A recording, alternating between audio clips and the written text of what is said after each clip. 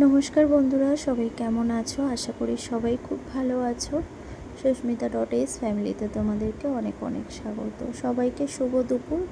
আজকে বিপত্তারিণী পুজো, তো বিপত্তারিণী পুজোর আমি সমস্ত 13টা ফল এখানে ভালোভাবে কেটে দুধ নিয়েছি। দুধটা কেন নিয়েছি সেটা বলছি তোমাদের পরে।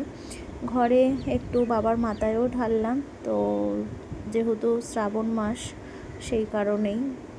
তো একটু আজকে শ্রাবণ মাসের প্রথম দিন, বিপত্তারিণী পুজোও পড়েছে, প্লাস আজকে শ্রাবণ মাসের প্রথম দিন পড়েছে শনিবার। তো সেই কারণেই আমি আজকে একটু বাবার মাথায় জল ঢাললাম। আর যেহেতু মন্দিরে যাচ্ছি, ওখানে শিব মন্দির আছে, তো সেই কারণে একটু দুধ নিয়ে নিয়েছি ঘটিতে।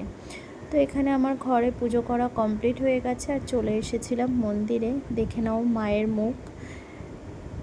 তো অনেক দিন পরে জানো তো মন্দিরে এসে মনটাও ভালো লাগছে, আর শুধু মায়ের কাছে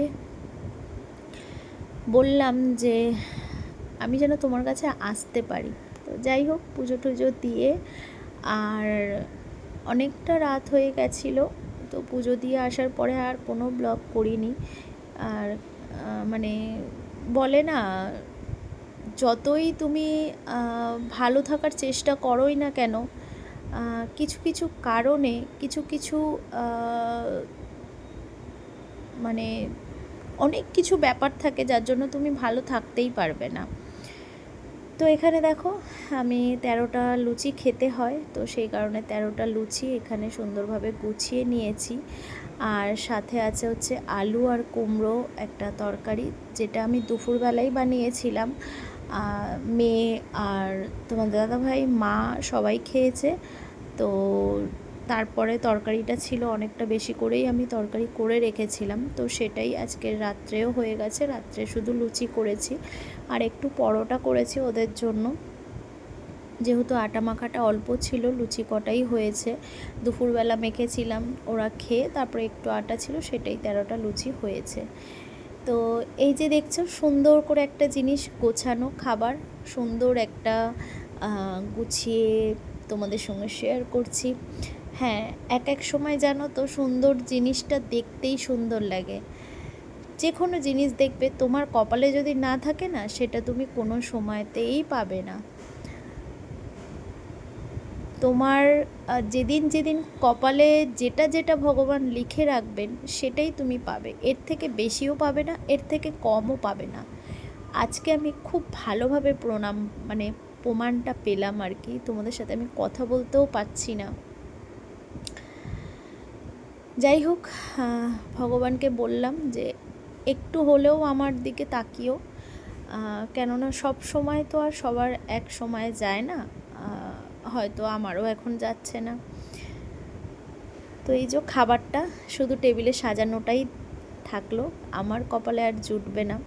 আমার অবস্থা খুবই খারাপ। আমি যখন ব্লগটা করেছিলাম তখন মোটামুটি ভালো ছিলাম, আর ব্লগটা শেষের পরেই আমি আমার সাথে একটা খুবই খারাপ ব্যাপার হয়েছিল। তো যাই হোক, চলো, তোমাদের দেখতেই পাচ্ছ আমি মুখটা, আমার হাসি সমস্ত কিছু, কিন্তু ব্লগটার শেষে আমার এই যে গুছানো খাবারটা দেখেছিলে, সেই খাবারটা আর আমার মুখের ভেতরে ঢোকেনি।